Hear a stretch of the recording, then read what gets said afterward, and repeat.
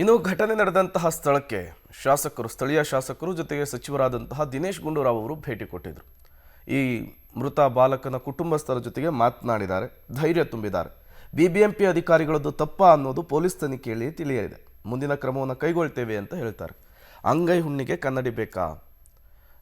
ಈ ರೀತಿಯ ಸಮಸ್ಯೆ ಪದೇ ಪದೇ ಬಿಬಿಎಂಪಿಗಳಿಂದ ಎಡವಟ್ಟಾಗ್ತಾನೆ ಇರುತ್ತೆ. ಇದಕ್ಕೊಂದು ತನಿಖೆ, ಆ ತನಿಖೆ ಮೇಲೆ ರಿಪೋರ್ಟ್ ಬಂದು ನೀವು ಕ್ರಮ ಕೈಗೊಳ್ಳೋಷ್ಟಲೇ ಆ ಹೆತ್ತೋರ ಶಾಪ ನಿಮ್ಮನ್ನು ಸುಮ್ಮನೆ ಬಿಡುತ್ತಾ ಹೇಳಿ? ಪುತ್ರ ಶೋಕ ಇದೆಯಲ್ಲ, ಅದು ಅತ್ಯಂತ ಘೋರ. ಎದೆಗೆತ್ರ ಬಂದಂತಹ ಮಗನನ್ನು ಕಳೆದುಕೊಂಡಂತಹ ತಾಯಿ ತಂದೆ ಈಗ ತಬ್ಬಲಿ ಆಗಿದ್ದಾರೆ. ಯಾರು ಇಲ್ವಲ್ಲ ಅಂಥೇಳಿ ಕೊರಗ್ತಾ ಇದ್ದಾರೆ.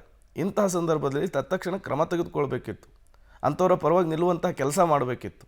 ಅದನ್ನು ಬಿಟ್ಟುಬಿಟ್ಟು ಅದಕ್ಕೊಂದು ತನಿಖೆ ಅಂತೆ, ಅಲ್ಲಿಂದ ರಿಪೋರ್ಟ್ ಬರಬೇಕಂತೆ, ಅದಾದ ಮೇಲೆ ಕ್ರಮ ತಗೊಳ್ತಾರಂತೆ. ಜೊತೆಗೆ ಸ್ಥಳೀಯ ಶಾಸಕರ ದಿನೇಶ್ ಗುಂಡೂರಾವ್, ಸಚಿವರಾಗಿರುವಂಥ ದಿನೇಶ್ ಗುಂಡೂರಾವ್ ಸರ್, ಕುಟುಂಬದ ಜೊತೆಗೂ ಮಾತಾಡಿದ್ರಿ. ಆಗಬಾರ್ದಂಥ ಘಟನೆ ನಿಮ್ಮ ಕ್ಷೇತ್ರದಲ್ಲಾಗಿದೆ. ಹೌದೌದು, ಖಂಡಿತ ಇಂಥದ್ದೆಲ್ಲ ಆದರೆ ಏನು ಹೇಳಬೇಕು ಅಂತ ಪಾಪ ಅವ್ರ ತಂದೆ ತಾಯಿ ಎಲ್ಲ ಏನು ಮಾತಾಡೋದು ಗೊತ್ತಾಗೋದಿಲ್ಲ. ಈಗ ಸದ್ಯದಲ್ಲಿ ಏನೇನು ಈಗ ಪ್ರಕ್ರಿಯೆಗಳು ಮಾಡಬೇಕು ಅದೆಲ್ಲ ಮಾಡಿಸಿ ನಂತರ ಇದ್ರ ಬಗ್ಗೆ ಮುಂದಿನ ಕ್ರಮಗಳು ಏನೇನು ತೊಗೊಳ್ಬೇಕು ಅದನ್ನು ತೊಗೊಳ್ಳೋಣ. ಸರ್, ಒಂದು ಕಡೆ ಗುಂಡಿಗೆ ಬಿದ್ದು ಸಾಯೋದಾಯಿತು, ಮರಗಳು ಬಿದ್ದು ಸಾಯ್ತಿದ್ದಾರೆ, ಈಗ ಪಾರ್ಕ್ ಗೇಟು ಈ ಥರ ಆಗೋಯ್ತು ಅಂದರೆ ಬಿಬಿಎಂಪಿ ಏನು ಕೆಲಸ ಮಾಡ್ತಿದೆ ಸರ್? ಇದೆ, ಅದಕ್ಕೋಸ್ಕರ ಇದು ಆಗಬಾರ್ದಾಗಿತ್ತು. ಅದು ಮುಂದೆ ಏನು ಕ್ರಮ ತೊಗೊಳ್ಬೇಕು, ಏನು ಮಾಡಬೇಕು, ಯಾವ ಥರ ಅಂತ ನೋಡೋಣ.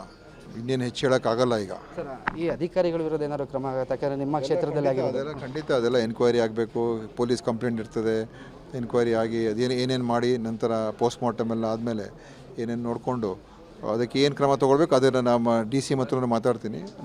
ಸರ್, ಅದೆಲ್ಲ ಆಮೇಲೆ ಮಾತಾಡ್ತೀವಿ. ಯಾಕಂದರೆ ಈಗ ಫಸ್ಟು ಏನೇನು ಇದೆಲ್ಲ ಇಮ್ಮಿಡಿಯೇಟಾಗಿ ಏನೇನಿದೆ ನೋಡ್ಬಿಟ್ಟು ಖಂಡಿತ ಅದೇನು ಪರಿಹಾರ ಅದೆಲ್ಲ ಇದ್ದೇ ಇರ್ತದೆ. ಅದು